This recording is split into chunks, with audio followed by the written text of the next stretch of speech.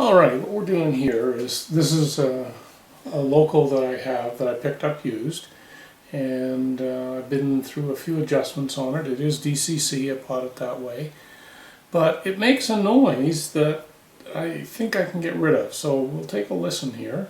This is non-sound equipped, by the way. There it goes, that whine.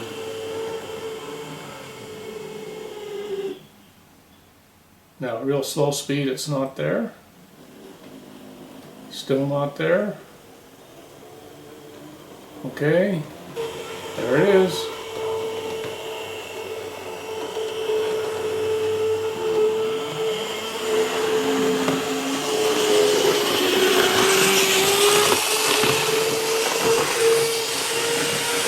When the speed increases, you can really hear that whine.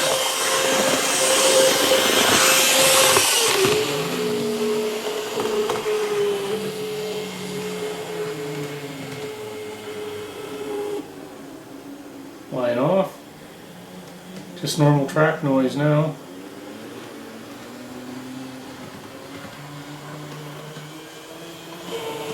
Kicks in.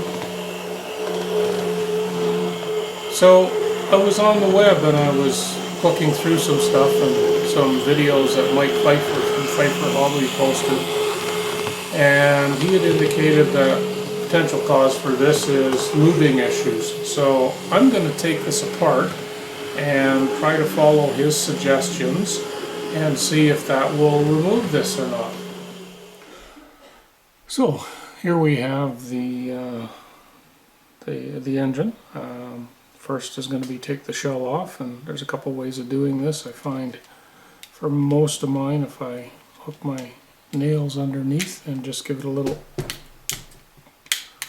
bit of that, it comes off pretty easy. Set this shell aside, and we're going to have to get into that area there, that area there, an area underneath there, and an area underneath there, which is pretty tough to get into from here. So I'm thinking we're going to have to, yeah, we'll have to take these trucks off in any case, because I'm going to have to clean them.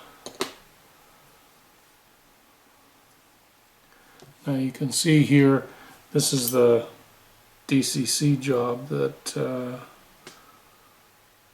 that was done on it. And anyway, things are relatively straightforward on that, no issues there. Let me go ahead, I'm just going to loosen these screws off so that I can take the trucks off easier.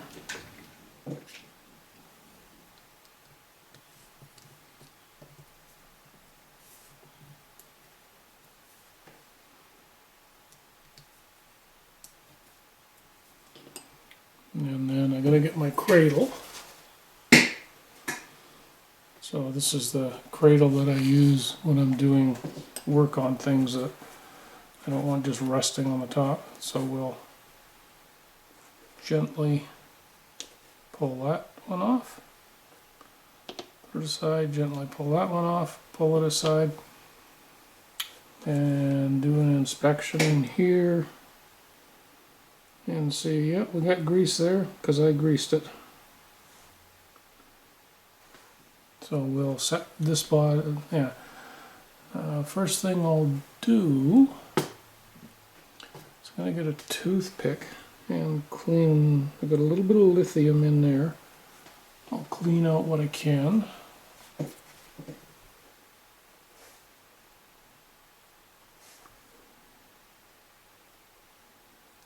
Put it in pretty sparingly so there isn't much in there. And then I'll use this, which is ultra light. It's from Woodland Scenics. Their ultra light oil has a really nice long applicator, and I can use that to get down into the bearings, which is where I want it to go.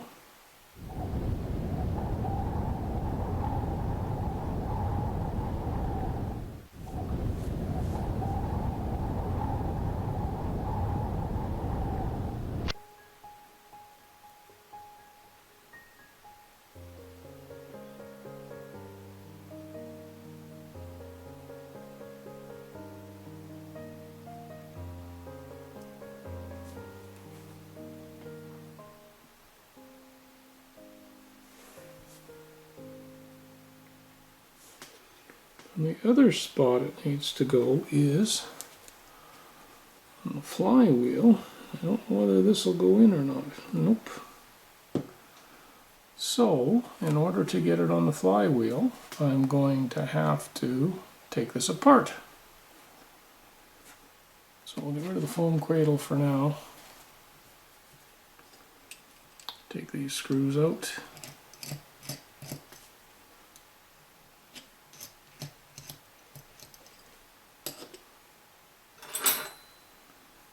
Pair of tweezers. Screw one.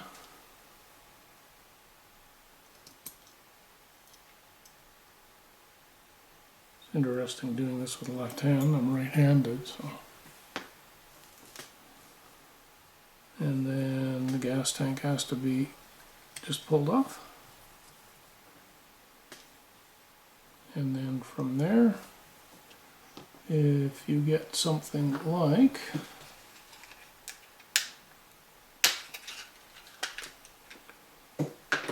small screwdriver, you can just separate this.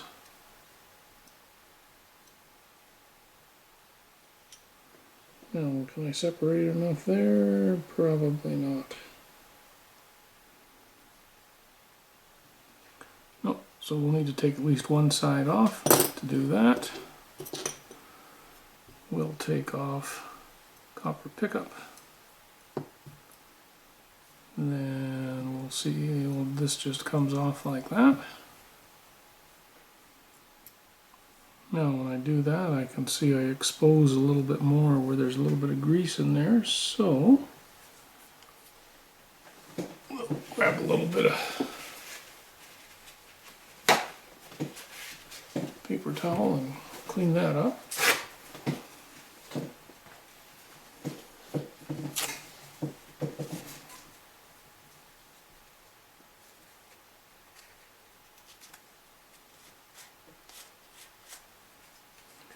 Because yes, wherever there's grease, there's dirt and lint.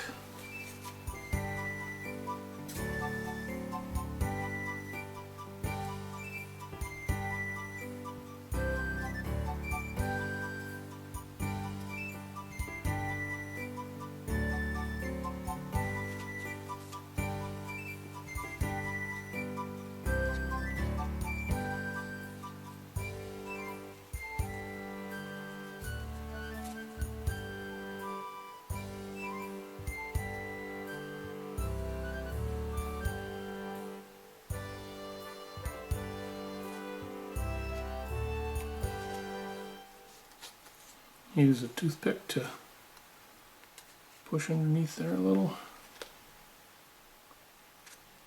Careful not to bend or break anything. That's that one cleaned up.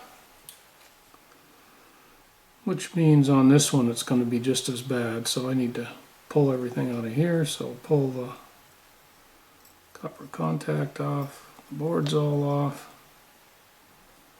There, one of the nuts fell off. And I want the motor through off, just push through on the flywheels. Alright, battery died, so I had to replace that. And of course something else changed that you'll immediately notice. I replaced this, which has some gunk on it, some that I used to spill up, with this.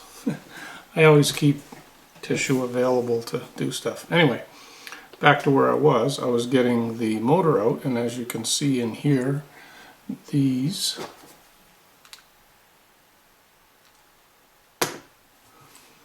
are still in there, so we'll pull these guys out. It's just the worm gear, so I can just leverage that up okay. And everything is out of there. So now we'll finish cleaning up all through in here.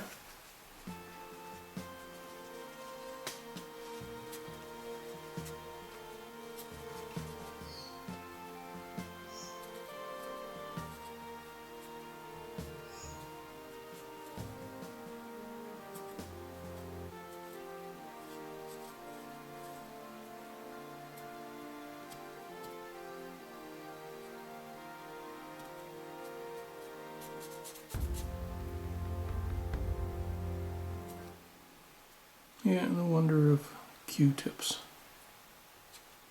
Don't scrimp and save on your Q-tips, buy good ones. Otherwise the cotton shreds too easily, I've found. Okay, so that's the two halves done.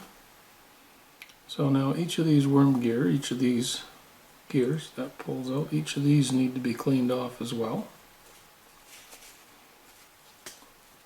So we'll just rub them like this, and then we'll do a quick visual. That's looking okay. We'll pop off that bushing. Now I can get into the worm gear. I have a toothpick.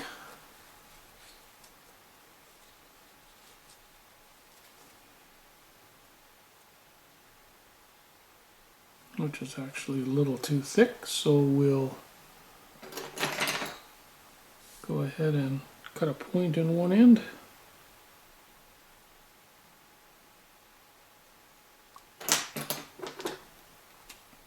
So that's why we have a hobby knife.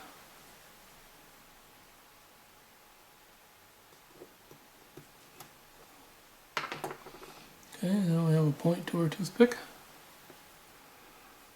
Now we can go through here and just trace the worm gear. And as I do that, it picks up goop. I thought it was a good idea to grease them, but having read since, that may not be a good idea.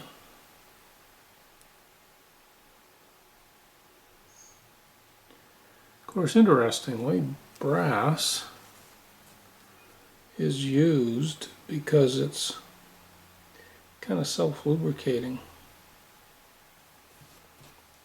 Journals in your automobile, which are the equivalent of bearings, but they're not ball bearings, they're just a softer sliding surface, so you find them in your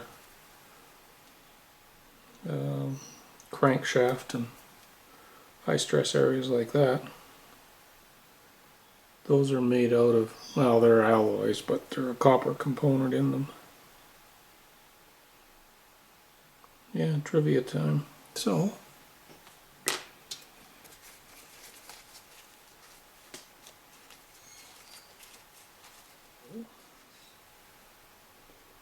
and this is where you want, there's an access point there.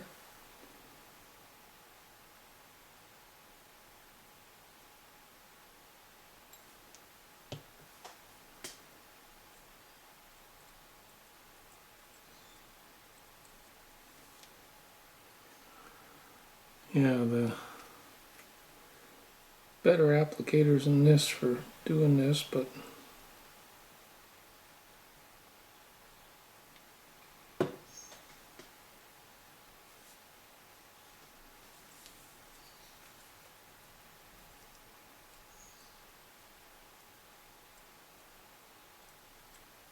okay, so step one, which was to get those done, is done. Now step two, I want to do the bearings here.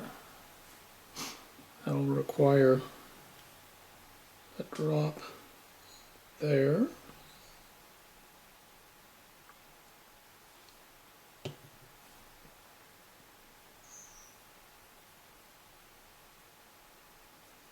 A spin.